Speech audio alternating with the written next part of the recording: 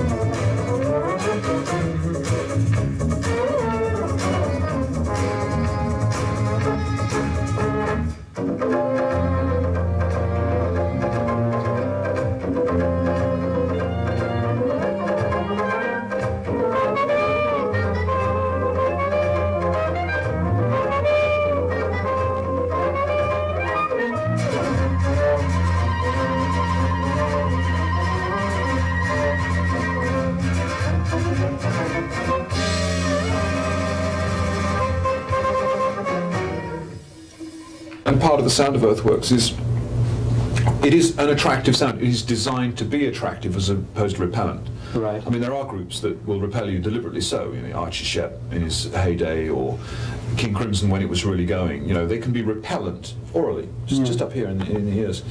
Earthworks is not like that at all. It's inviting you into it. Most of the lead sounds are warm, brass, or wooden.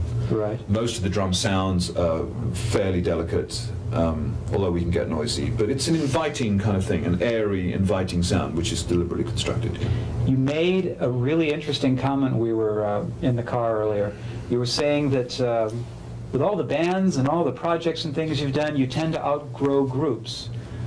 You just tend to outgrow a situation. I mean, you look at the Rolling Stones, or look at the Kinks, or, you know, the Who keeps coming back. You know, they break up, they come back, and this and this. But you were very honest in saying that, you know, you get to the point where you outgrow a situation, you don't feel the need to go back to it, as you mentioned with Patrick Moraz. Yeah, that's generally the case. Yeah, you put something together as a vehicle for your ideas at that time. And if it doesn't apply anymore, it's well, yeah, pretty much. That's it. And you work through that series of ideas. Let's say with my own band, I was very keen on writing, very keen on the this is the Bruford band with Alan Holdsworth and Jeff Berlin. Very keen on the clanging sound of brilliant Rototoms. Right. Very keen on using Alan, introducing him to America as well. Very keen on odd meters. It's very much an odd meter group that was as a way of playing the drums. And you work through that, and then you go on to another thing, and after a while you think, well, maybe this whole combination of horns and keyboards and upright bass would be an interesting way to go. And you do that, and people grow naturally through these things, as musicians do. Are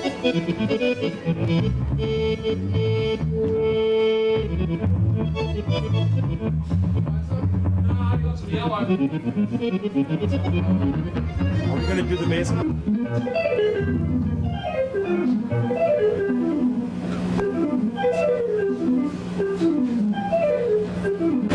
Hi, we're here with Django Bates from Earthworks. Hello, nice to see you. We're going to be doing what we just did with Bill. We're going to have some information about some of his keyboards. He's keyboard player and horn player for Earthworks.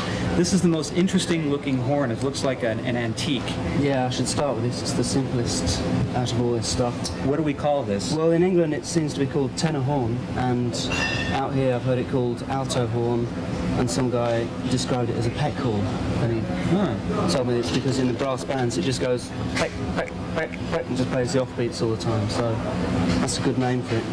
So this is an actual piece of equipment that is never hooked up to any electronics, and we kind of use it as... Not yet. I suppose I could get around to that, but it would just mean it would get complicated like everything else. Is it actually an antique? I mean, is this considerably old? It just looks very old. The lacquer's come off it for some reason, and I think I should leave it like this. It sounds quite good without it. It looks wonderful. Yeah. Of course, you don't want to alter it by... I don't want to take any risks. Yeah, I don't blame you. Yeah. Perhaps you could blow a few notes on it. And it's in E flat, and it's sort of somewhere in between flugel and euphonium, whatever.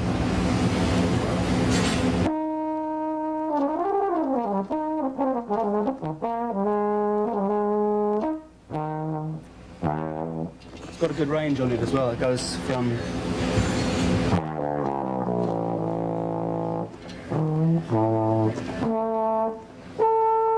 Later on tonight, it'll go a lot higher when I'm warmed up. Almost like a mixture between a tuba and a flugelhorn, sort of. Yeah, You know, somewhere in there. it's pretty sort amazing. Of brass bands of England use them. This is primarily the horn that you would play in Earthworks, or?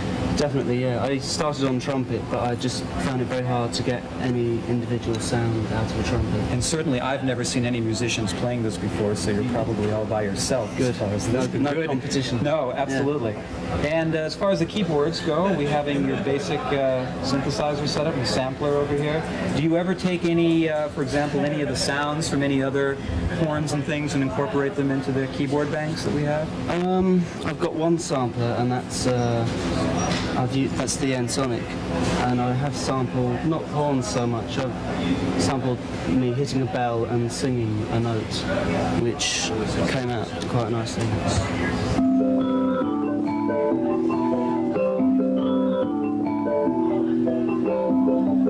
That was quite useful. That's wonderful. Kids in England that are getting involved in jazz now, a lot of this equipment, a lot of the equipment that Earthworks uses is expensive.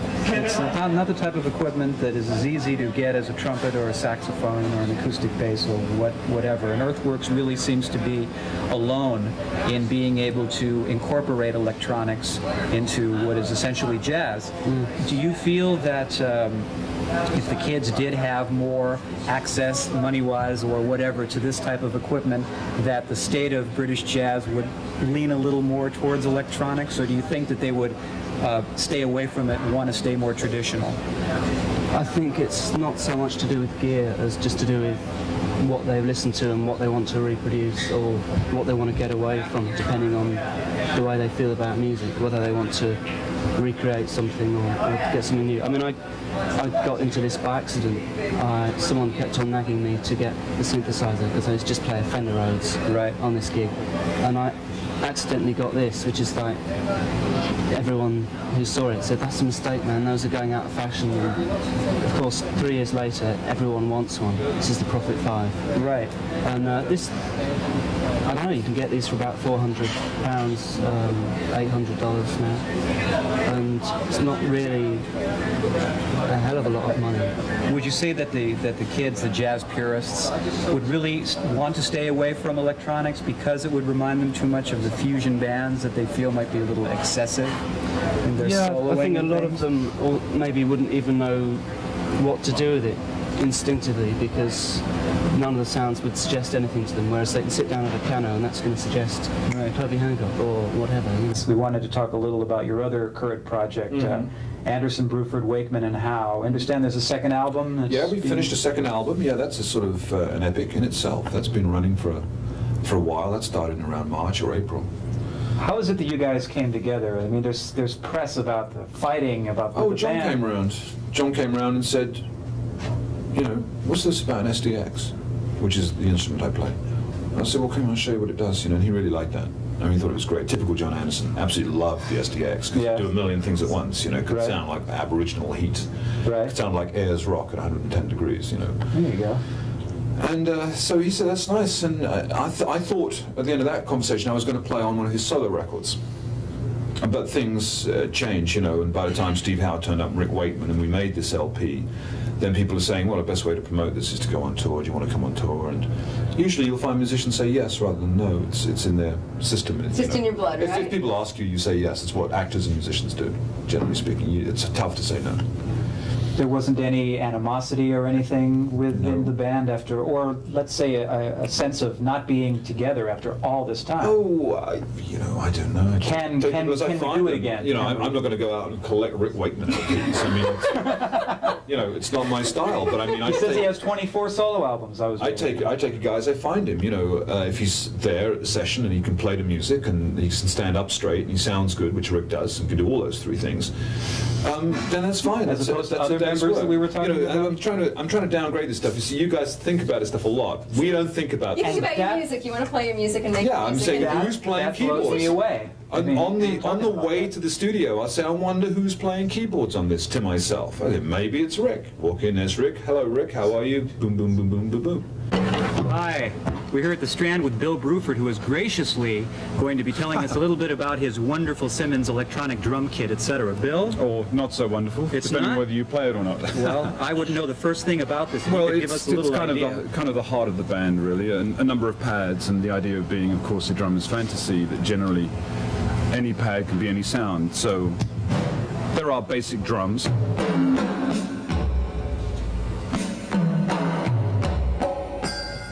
But all that stuff can change fairly easily if I select another patch over here. All this equipment shifts and then it turns into pitches, which can then be sustained. You're a virtual Octave. orchestra here. I'm an orchestra. You're a virtual orchestra. Chords plus drums.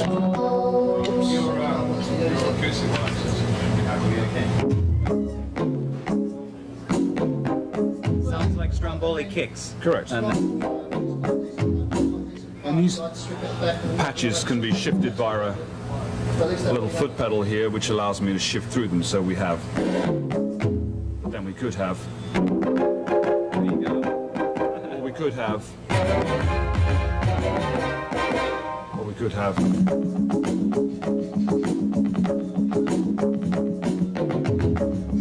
or we could have.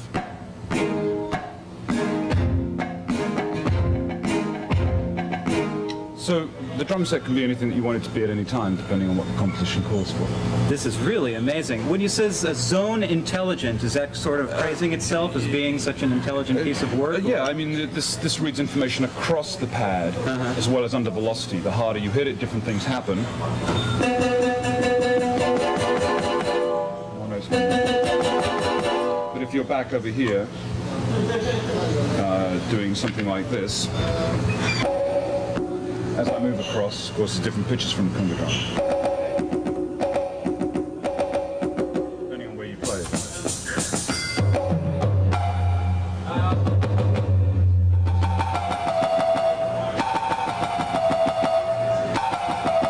Depending on where you move around on the pad and how hard you hit it, Right. any information you've stored comes up on this TV screen. I've got TV here, Unbelievable. so I can watch the game. Things get a little tedious The in the World music. Series is on, that's right. World Series. That's right. You know, it is amazing to me now, the drummer as composer. Well, drummers have always written, actually. They've always composed. But it's just that an instrument like this can give you a variety of nice ideas, such as the kind of thing I've been demonstrating. You know, you can, of course, store it all. It's instantly recallable. And the idea is that basically the audience should never care about any of this stuff at all. This is part of my equipment, and it should be easy for me to operate and not in any way intrude in what you're delivering to the crowd. Now, of course, you have all the electronic equipment here, but does the snare drum and the cymbals basically remain the core of the drum kit as far as keeping their original sound? Do you actually do anything with the cymbals and the Yeah, snare of drum? course. Apart from play them, they are cymbals and snare drum. Right, That's all but there is isn't to it. anything that you would use in order to modify their sound the same way as you would with the sound. No, sometimes the pads turn into cymbals too. But generally, these are the kind of sounds that I particularly want. Right. So I'm happy to keep these live real metals and the real snare as part of the heart of the matter, and there is, of course, all this electronic stuff as well. One more question before we go. When you are composing an idea, do you compose them actually on the drums? Do you play keyboards per se to be able to put together the melody lines that you use? Yeah, I'm kind of a frustrated keyboard player as well. So this is, as it were, a half and half. It's a hybrid drum set and keyboard set, so I can play certain keyboard figures from here. I mean, I could play this part on the keyboard, but it wouldn't sound the same. The notes are actually just coming from the keyboard.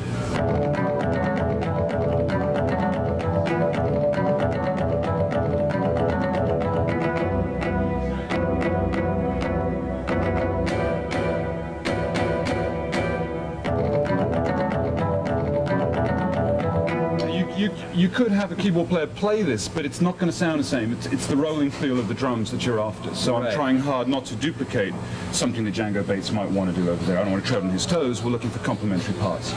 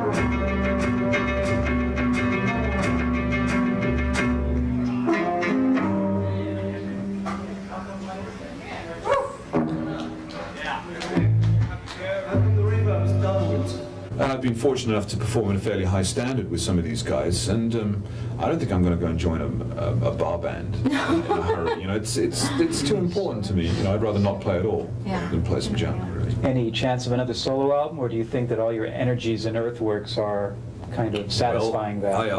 I hope I have something called Bill Bruford's Earthworks for a long time.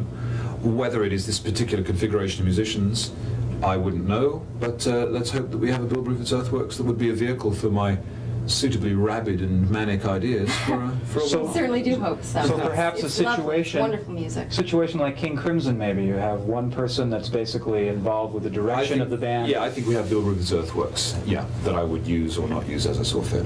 And Wonderful. we look forward to having you with us next time you're here, and we're very glad that you could be here with us tonight, and we look forward to the show that we're going to be seeing and everything else. And That's very kind. Thanks. thank you, sir. Thanks for your questions. For Thank you. Ron and Dory, this is Total Sound, and we'd like to thank you for being with us, and tune in next time for more.